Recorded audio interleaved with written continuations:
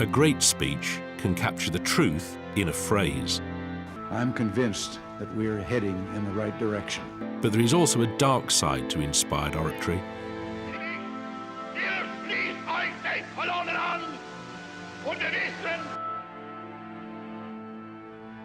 There can be no whitewash at the White House. And convince them that, contrary to the evidence, it is the truth. This collection of classic speeches contains inspiring hymns to democratic freedom.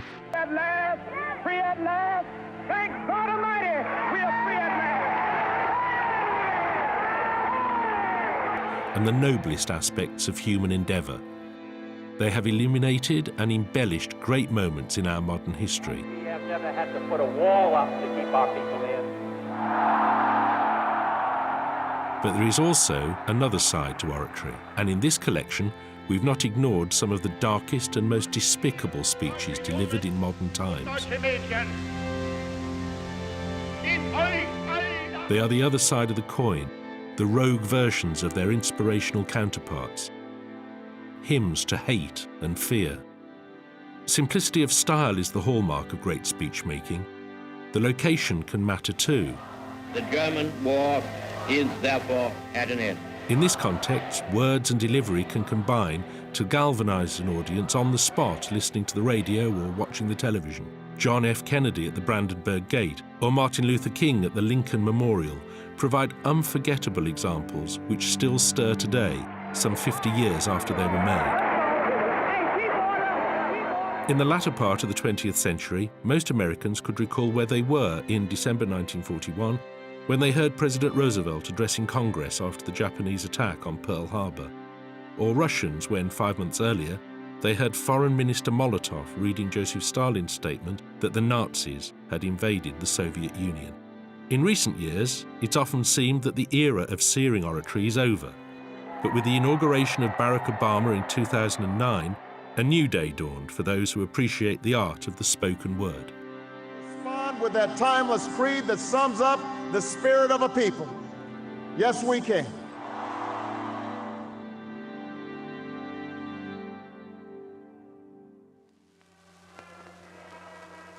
(1918) and the end of the war to end all wars.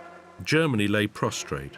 To the humiliation felt by most Germans were added the scourges of inflation, mass unemployment, and civil disorder. Germany's woes were the driving force behind the rise of the National Socialist Workers' Party, the Nazi Party. In 1933, the Nazi leader Adolf Hitler became Chancellor of Germany. A previously democratic nation rapidly became a dictatorship. At its head was one man, Adolf Hitler. Among Hitler's lieutenants was his propaganda chief, Joseph Goebbels.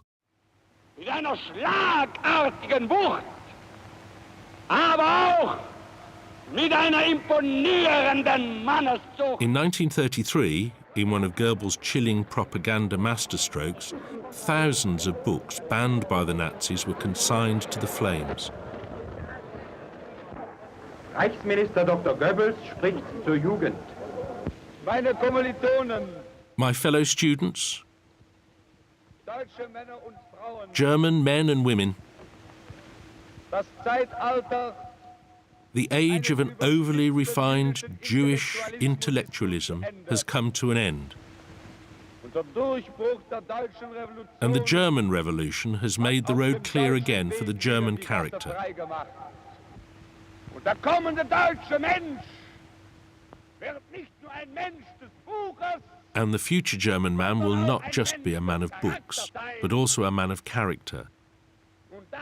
And it is to this end that we want to educate you.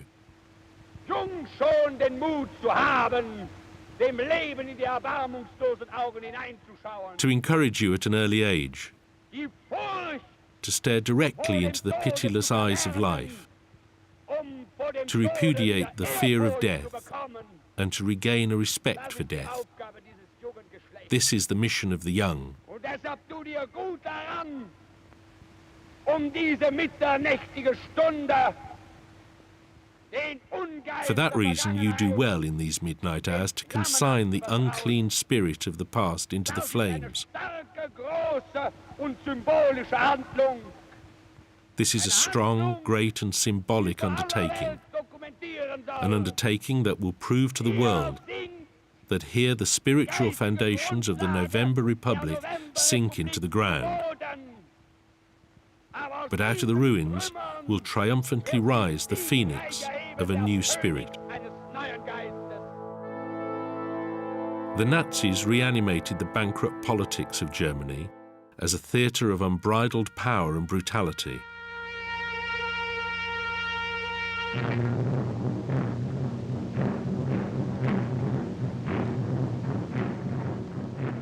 The high point of the Nazi calendar was the annual party rally in the city of Nuremberg. A recurring theme was the celebration of the German youth organization, the Hitler Youth.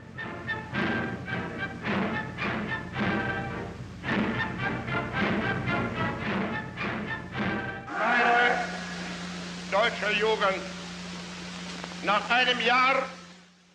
My German youth, after 1 year, I can again greet you here.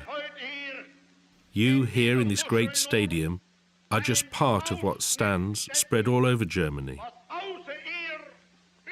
And we want all of you, German boys and German girls, to take in what we hope and expect of you and of Germany. In euch all das aufnehmen, was wir dereinst uns von Deutschland hoffen. Wir wollen, dass dieses Volk. We want that our people will not become weak, but can be strong. And so you as the youth must strive for this. Euch in der Jugend dafür stehlen. Ihr müsst lernen, Entbehrungen auf euch zu nehmen. You must learn to take responsibility without ever falling apart. Denn was wir auch heute schaffen, what we create today and what we do will pass. But in you, Germany will live on.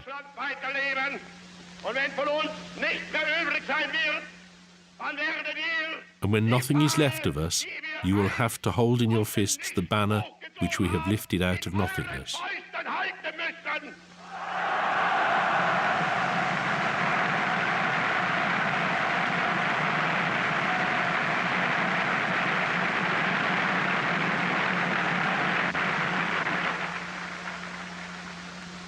Und ich weiß, das kann nicht anders sein.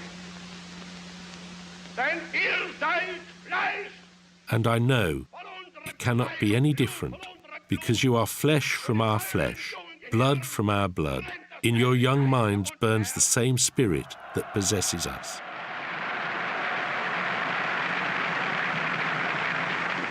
Ihr könnt nicht anders sein, als mit uns verbunden. It cannot help but be tied to us. And when the great column of our movement passes victorious through Germany, I know you will join. Dann weiß ich, ihr schließt euch den Kolonnen an. Und wir wissen,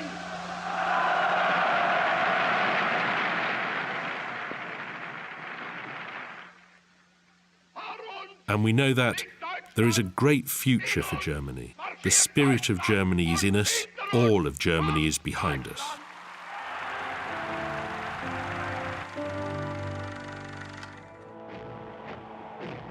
By 1938, war clouds were gathering over Europe. Hitler wanted to dismember Germany's neighbour, the sovereign state of Czechoslovakia. One man was convinced that he could save Europe from another war, the British Prime Minister, Neville Chamberlain. In September 1938, Chamberlain flew to Munich to negotiate with Hitler. It was the first example of shuttle diplomacy.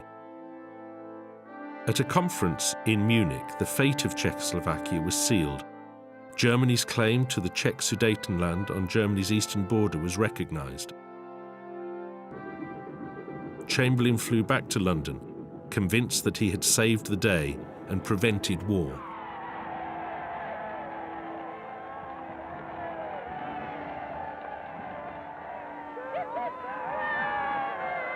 Next, I want to say that the settlement of the Czechoslovakian problem, which has now been achieved, is, in my view, only the prelude to a larger settlement in which all Europe may find peace.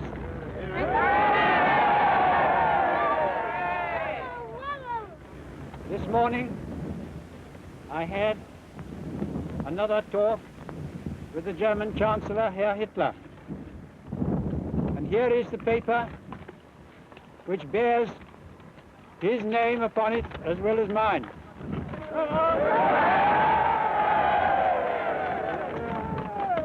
Some of you perhaps have already heard what it contains, but I would just like to read it to you.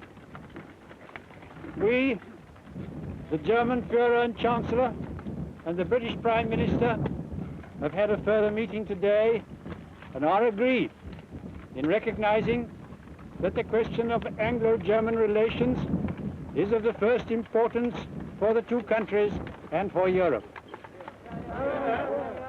We regard the agreement signed last night and the Anglo-German naval agreement as symbolic of the desire of our two peoples never to go to war with one another again. Chamberlain then drove off into history. To his dying day, he bitterly regretted his words, spoken on his return. Peace for our time. At the outbreak of war in September 1939, Winston Churchill joined the British War Cabinet as the First Lord of the Admiralty. For the British, there followed an uneasy lull, which lasted over 6 months. It became known as the Phony War. In May 1940, Hitler unleashed a blitzkrieg in the West. After Holland and Belgium, the main blow fell on France. A tide of refugees flowed one way. In the other, the British Expeditionary Force, the BEF, marched up to the front. On the 10th of May, as the crisis deepened, Winston Churchill became Prime Minister of Great Britain.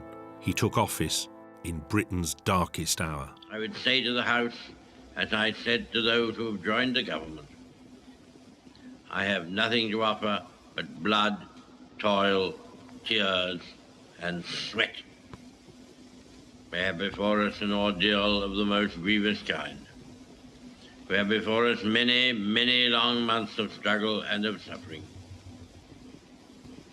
You ask, what is our policy? I will say, it is to wage war by sea, land, and air, with all our might and with all the strength that God can give us, to wage war against a monstrous tyranny never surpassed in the dark and lamentable catalogue of human crime. You ask, what is our aim? I can answer in one word, victory. Victory at all costs. At the end of May, the British Expeditionary Force was evacuated from the beaches of Dunkirk. It was a miracle of sorts. Some 340,000 British troops sailed to safety. But on the beaches, the Expeditionary Force had abandoned all their heavy equipment. The British now had their backs to the wall. What General Reagan has called the Battle of France is over. The Battle of Britain is about to begin. Upon this battle depends the survival of Christian civilization. Upon it depends our own British life and the long continuity of our institutions and our empire. The whole fury and might of the enemy must very soon be turned on us. Hitler knows that he will have to break us in this island or lose the war. If we can stand up to him, all Europe may be freed, and the life of the world may move forward into broad, sunlit uplands. But if we fail, then the whole world, including the United States, including all that we have known and cared for, will sink into the abyss of a new dark age, made more sinister and perhaps more protracted by the lights of perverted science. Across the Channel in northern France, Hitler was preparing to invade England. The operation was codenamed Sea Lion. All that stood in his way was the Royal Air Force's Fighter Command.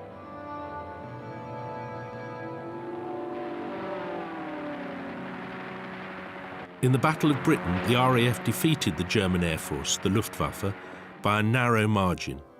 The invasion plans were shelved.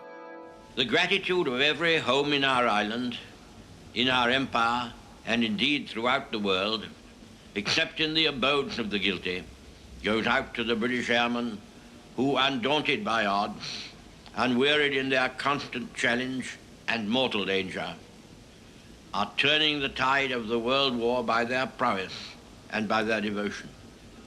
Never in the field of human conflict was so much owed by so many to so few.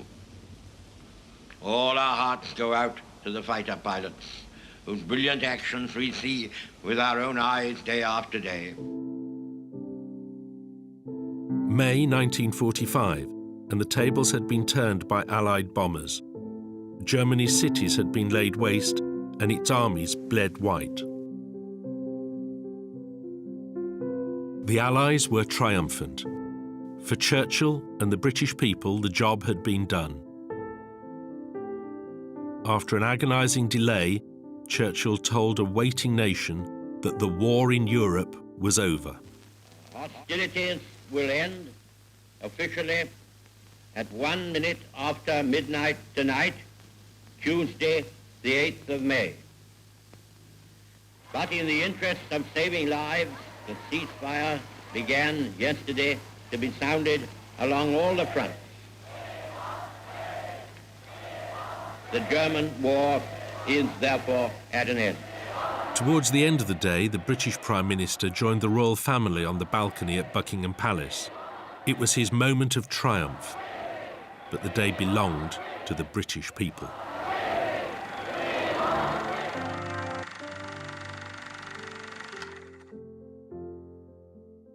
America in early 1941, a prosperous nation whose people were reluctant to become embroiled in the war that had been raging in Europe since September 1939. However, in the Far East, Japan had been at war since 1937. In 3 years, Japan's armies had occupied the entire Chinese coastline and large tracts of the interior. Japan had built an Asian empire. Now its gaze ranged across the Pacific to the oil, rubber and mineral wealth in the colonies of the Western powers. The Japanese knew full well that expansion in the Pacific would lead inevitably to a clash with the other great Pacific power, the United States.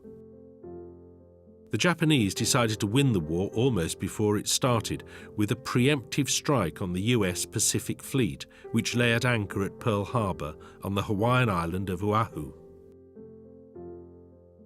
The Japanese had made a fatal miscalculation. At Pearl Harbor, they sunk or disabled 6 US battleships, but none of the Pacific Fleet's aircraft carriers were docked at Oahu when the attack happened. They lived to fight another day. Yesterday, December 7th, 1941, a date which will live in infamy. The United States of America was suddenly and deliberately attacked by naval and air forces of the Empire of Japan. The facts of yesterday and today speak for themselves. With confidence in our armed forces, with the unbounding determination of our people, we will gain the inevitable triumph. So help us God. The full might of the US economy was now re-geared for waging war. The fight in the Pacific was long and hard, but for the Japanese, it was lost the day Pearl Harbor was attacked.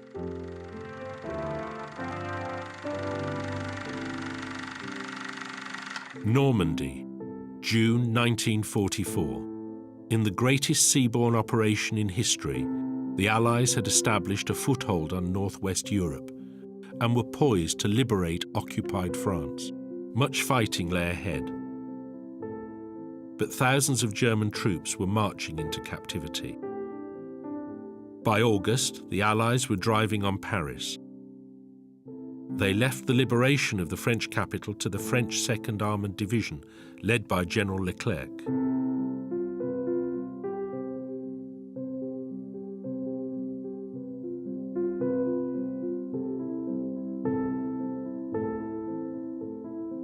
The French resistance struck at the German garrison.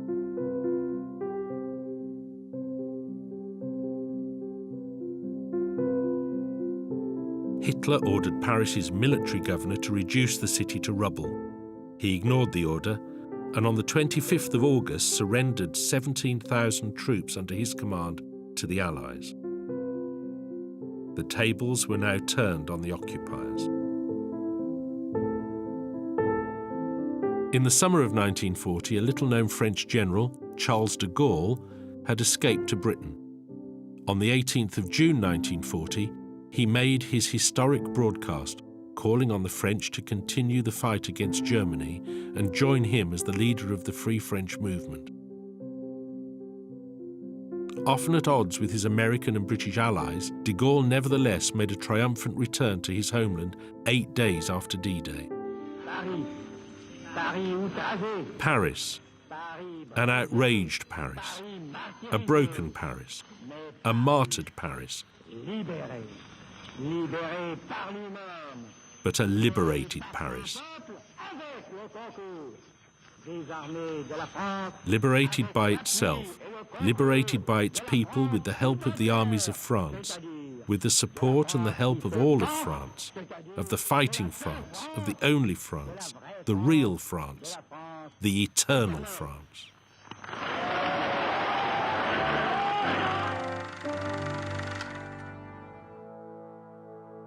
General Douglas MacArthur, the Allied Commander-in-Chief in the Pacific, presided over the ceremony marking the surrender of Japan. For many, MacArthur was the preeminent Allied commander of the war.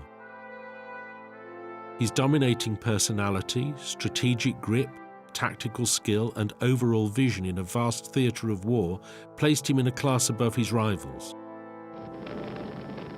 We are gathered here representatives of the major warring powers to conclude a solemn agreement whereby peace may be restored. As Supreme Commander for the Allied Powers, I announce it my firm purpose, in the tradition of countries I represent, to proceed in the discharge of my responsibilities with justice and tolerance, while taking all necessary dispositions to ensure that the terms of surrender are fully, promptly, and faithfully complied with.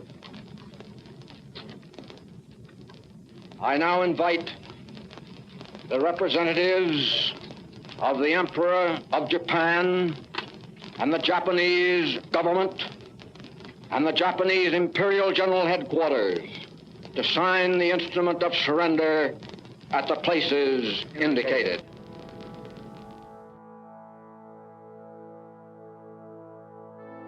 In the words of MacArthur, these proceedings are closed.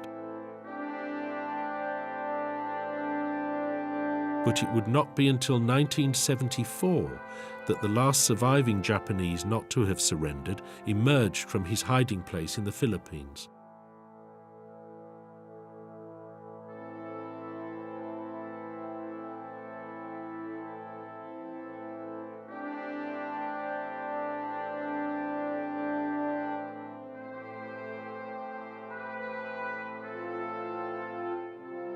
World War II was over, but the peace was short-lived.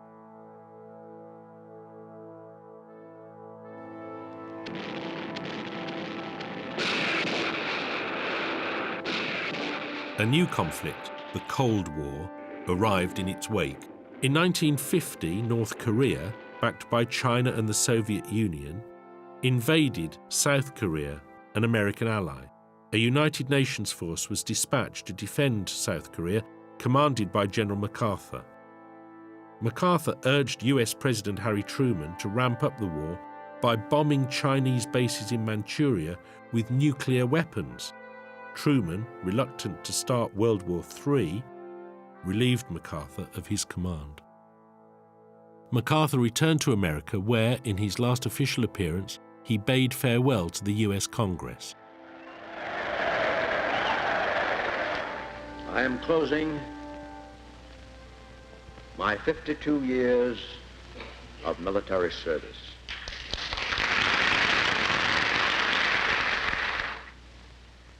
The world has turned over many times since I took the oath on the plain at West Point, and the hopes and dreams have long since vanished. But I still remember the refrain of one of the most popular barrack ballads of that day, which proclaimed most proudly that old soldiers never die. They just fade away. And like the old soldier of that ballad, I now close my military career and just fade away. An old soldier who tried to do his duty as God gave him the light to see that duty. Goodbye.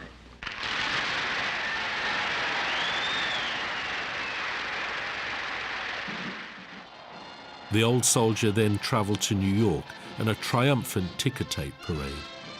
MacArthur was now contemplating a political career, with a view to running for the US presidency as a Republican in 1952. But his ambitions were dashed. In 1952, the presidency was won by another World War II commander, the Supreme Commander in Europe, Dwight D. Eisenhower.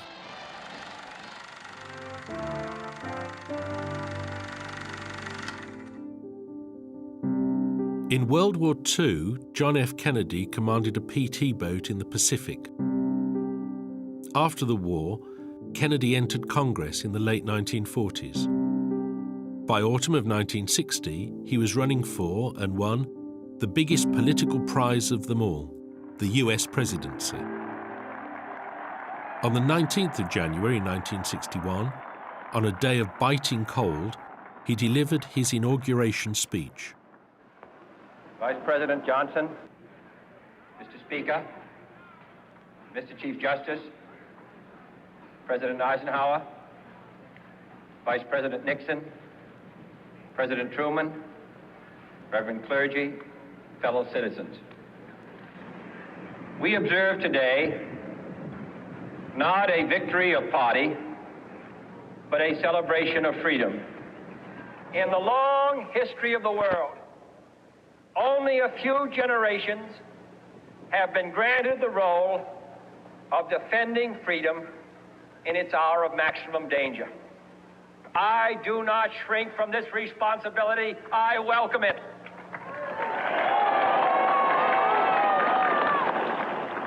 I do not believe that any of us would exchange places with any other people or any other generation. The energy, the faith, the devotion which we bring to this endeavor will light our country and all who serve it. And the glow from that fire can truly light the world. And so, my fellow Americans, ask not what your country can do for you, ask what you can do for your country.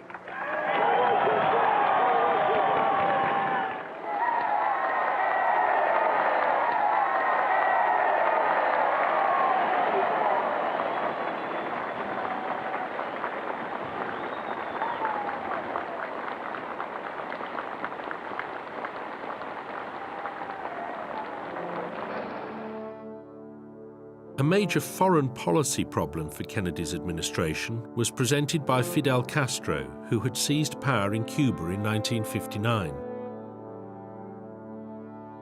Castro and Cuba were drawn into the orbit of the Soviet Union.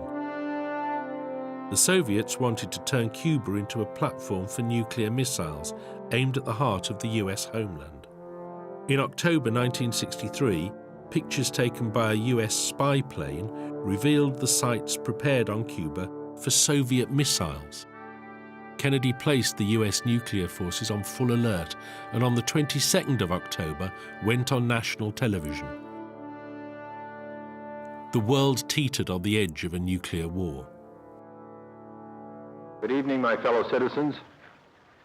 This government, as promised, has maintained the closest surveillance of the Soviet military buildup on the island of Cuba. Within the past week, unmistakable evidence has established the fact that a series of offensive missile sites is now in preparation on that imprisoned island. It shall be the policy of this nation to regard any nuclear missile launched from Cuba against any nation in the Western Hemisphere as an attack by the Soviet Union on the United States, requiring a full retaliatory response upon the Soviet Union. I call upon Chairman Khrushchev to halt and eliminate this clandestine, reckless, and provocative threat to world peace and to stable relations between our two nations. I call upon him further to abandon this course of world domination and to join in an historic effort to end the perilous arms race and to transform the history of man. Our goal is not the victory of might, but the vindication of right. Not peace at the expense of freedom, but both peace and freedom here in this hemisphere, and we hope around the world. God willing, that goal will be achieved.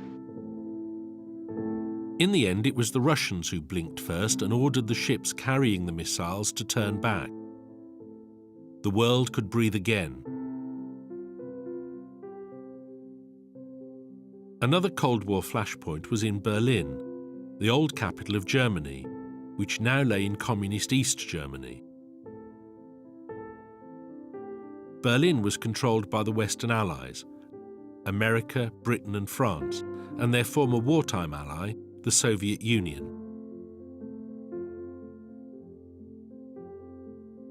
In 1963, Kennedy travelled to West Germany and then on to Berlin, which since 1961 had been divided by a barrier erected by the East Germans, the Berlin Wall.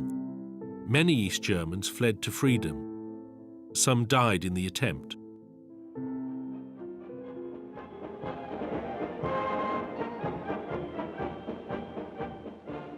We come to a city which is 3,500 miles from the United States, but we come to a city which we feel to be part of us.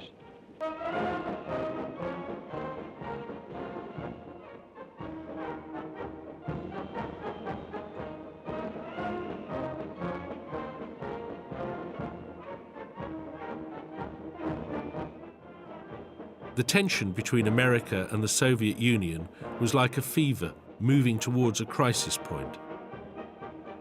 At the Brandenburg Gate, the East German authorities hung huge drapes to prevent the president from looking into East Berlin.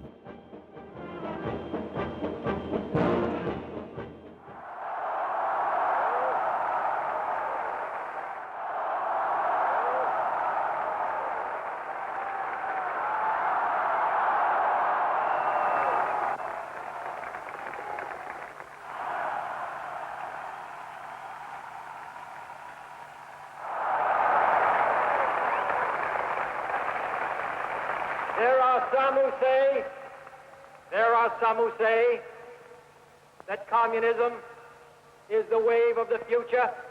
Let them come to Berlin.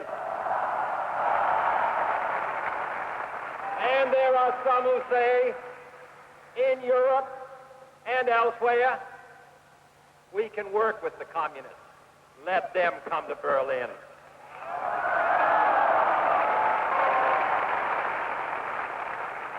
And there are even a few who say that it's true that communism is an evil system, but it permits us to make economic progress.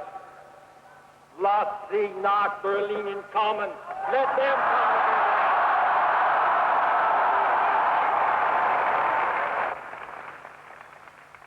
Freedom has many difficulties, and democracy is not perfect. But we have never had to put a wall up to keep our people in, to prevent them from leaving us.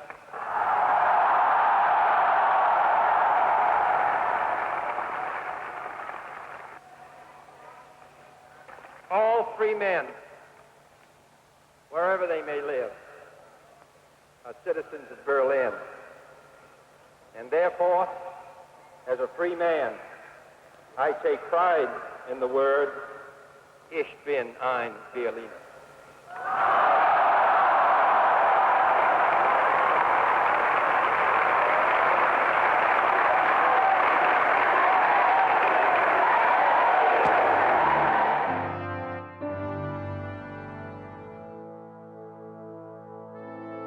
For Kennedy, one persistent and pressing domestic issue was that of civil rights. In late August 1963, a huge march involving 250,000 people converged on Washington. The march was a massive protest against the deep-seated racism in America, particularly the American South.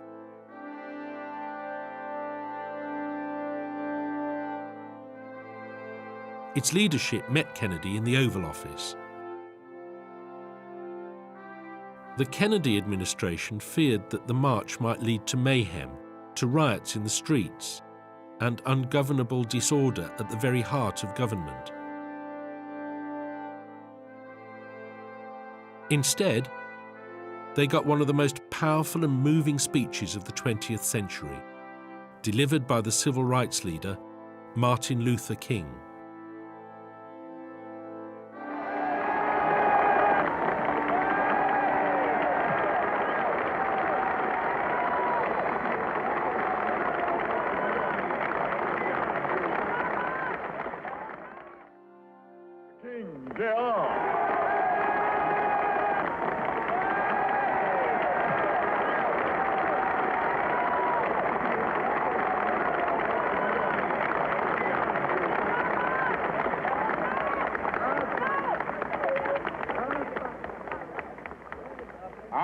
Happy to join with you today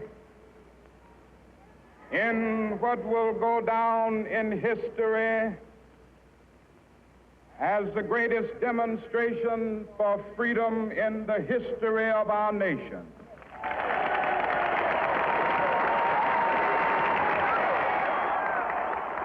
I have a dream that one day on the red hills of Georgia, sons of former slaves and the sons of former slave owners will they be able to sit down together at the table of brotherhood. I have a dream that one day, even the state of Mississippi, a state sweltering with the heat of injustice, sweltering with the heat of oppression, be transformed into an oasis of freedom and justice. I have a dream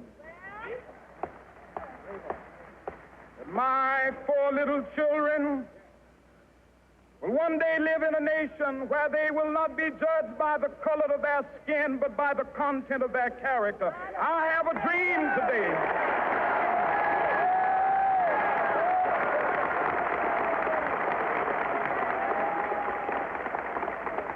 I have a dream that one day, down in Alabama, with its vicious racists, with its governor having his lips dripping with the words of interposition and nullification, one day right there in Alabama, little black boys and black girls will be able to join hands with little white boys and white girls as sisters and brothers. I have a dream today.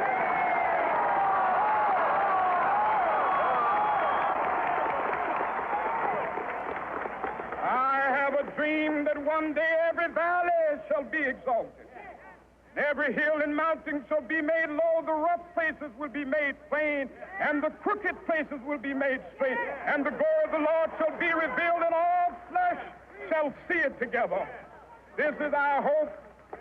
This is the faith that I go back to the South with.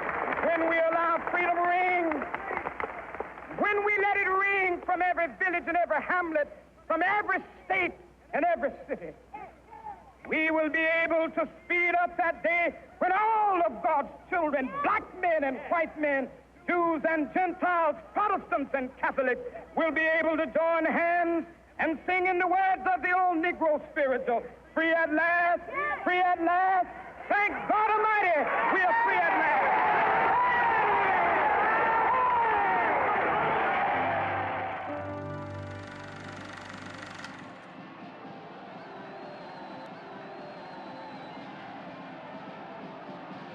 In November 1972, President Richard Milhous Nixon won a second term in the White House.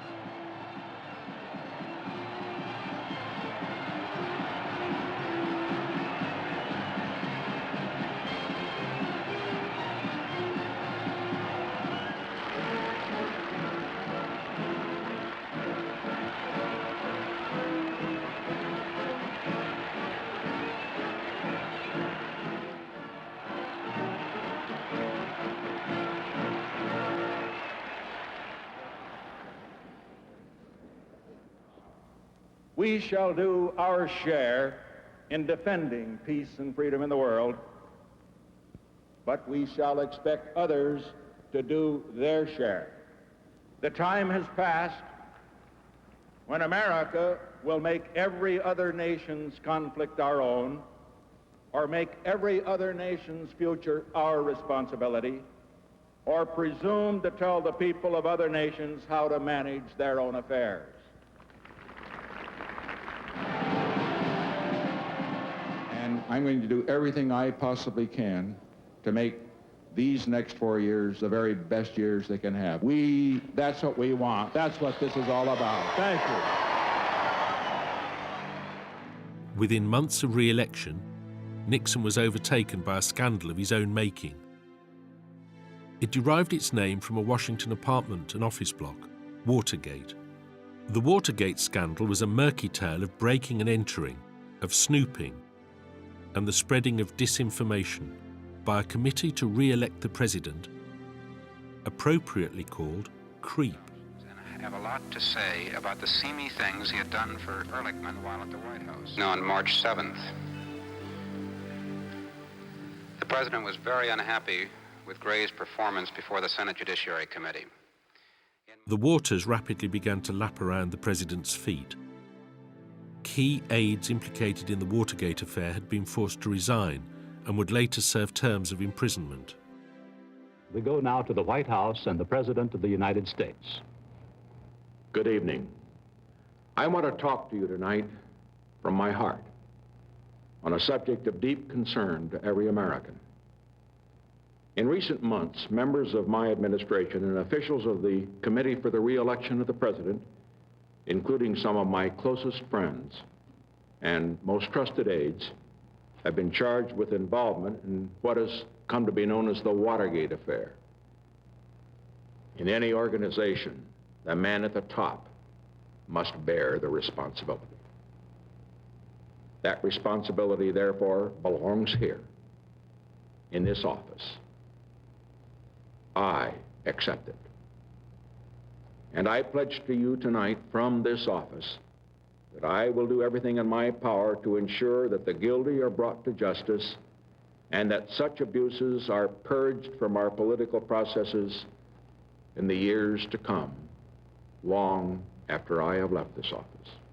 We must maintain the integrity of the White House. And that integrity must be real, not transparent. There can be no whitewash at the White House. Finally, the incoming tide of revelations engulfed the White House and the president. In 1974, Richard Nixon was forced to resign.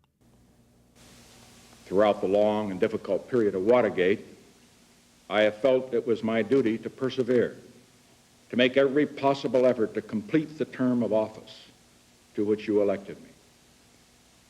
In the past few days, however, it has become evident to me that I no longer have a strong enough political base in the Congress to justify continuing that effort.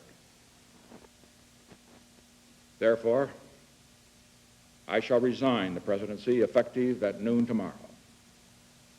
Vice President Ford will be sworn in as president at that hour in this office. He was the first and the only president so to do. He was pardoned by his successor, Gerald Ford, and avoided the disgrace of imprisonment. The red carpet was rolled up and the helicopter took off, taking Nixon into a long political sunset.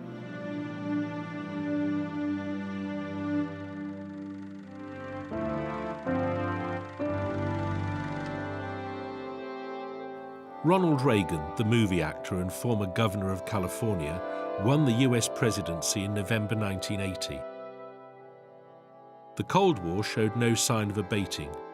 Reagan massively increased military spending to combat what he perceived as a threat to world security.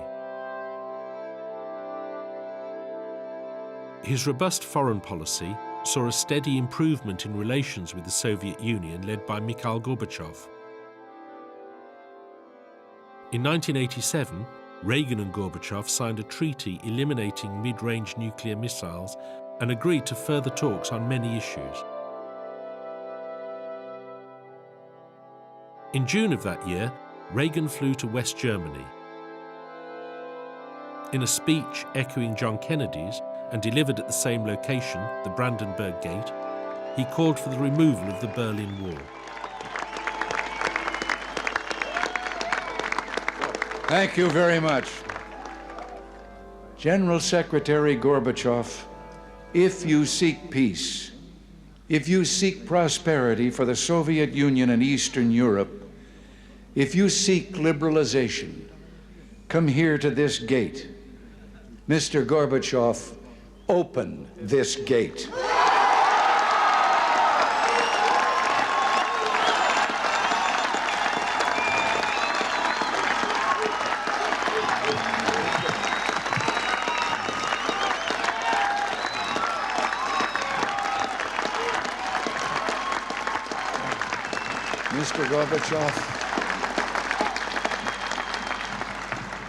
Mr. Gorbachev, tear down this wall.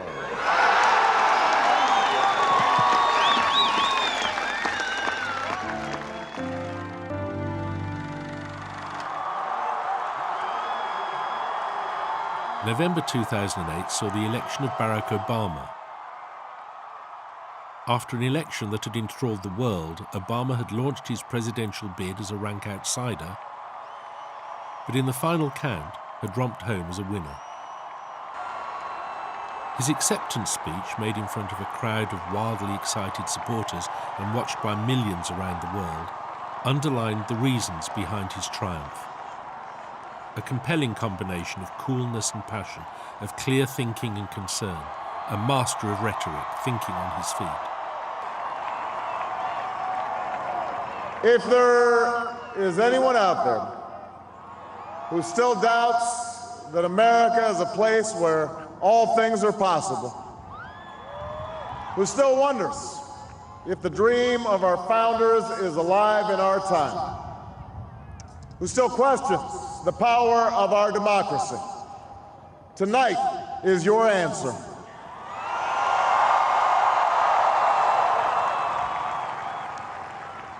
It's the answer told by lines that stretched around schools and churches in numbers this nation has never seen, by people who waited 3 hours and 4 hours, many for the first time in their lives, because they believed that this time must be different.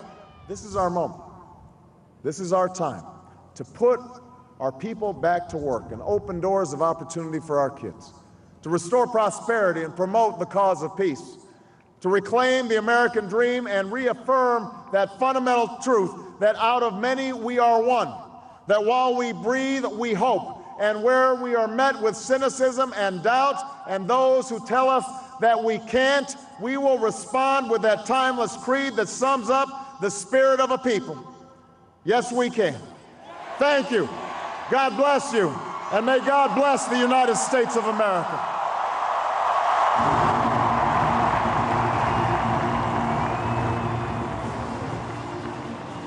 With so few speeches of any merit between the Reagan and Obama years, we have to hope that the art of public speaking is not dying out.